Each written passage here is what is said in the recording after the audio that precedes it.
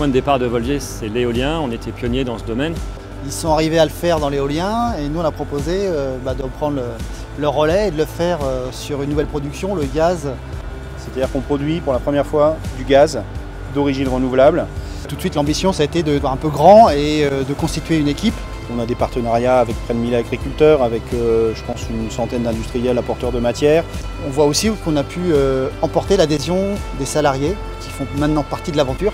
Aujourd'hui j'ai une double casquette, je suis à la fois donc, agriculteur, apporteur de paille et je suis également responsable du site DPV.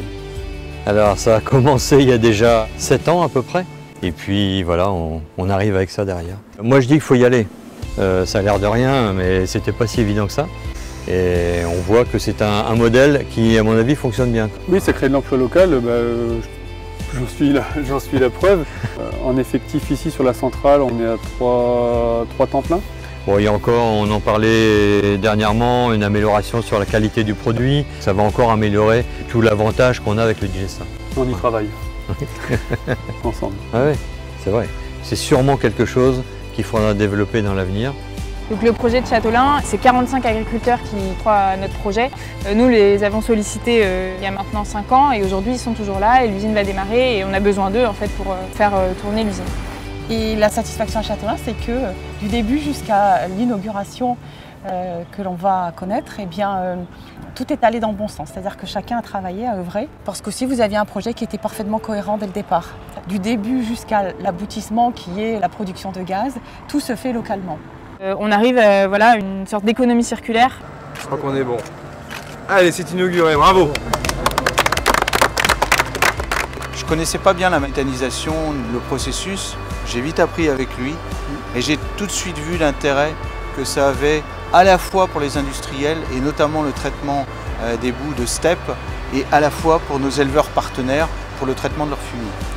Plus après le retour au sol d'un digestat qui est moins odorant, plus riche, du coup on en met moins à l'hectare et ça fertilise mieux les sols. L'usine qui produit des effluents traités ici dans cette centrale, elle est juste à côté, donc il y a très peu de mouvements. Sociétalement, ça donne une autre image. C'est vraiment une opération gagnant-gagnant. Les enfants qui sont venus cet après-midi sont les enfants de l'école Marie Curie à Châteaulin. Ça a du sens de recevoir des jeunes élèves. L'idée c'est de les sensibiliser au sujet de l'économie circulaire, de la gestion des déchets. Et moi mon bus il fonctionne au gaz naturel. Il n'y a pas d'odeur, il n'y a pas de bruit, ou très peu de bruit, donc c'est super agréable.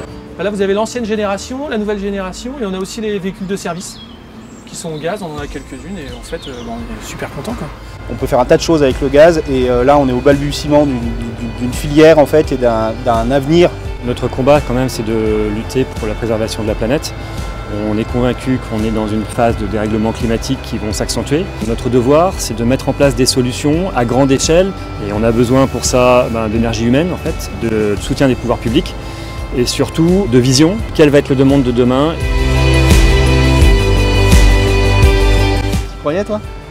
Moi, c'est vraiment parce que tu m'as convaincu qu'il fallait y aller qu'on y a été. Et aujourd'hui, on ne le regrette pas.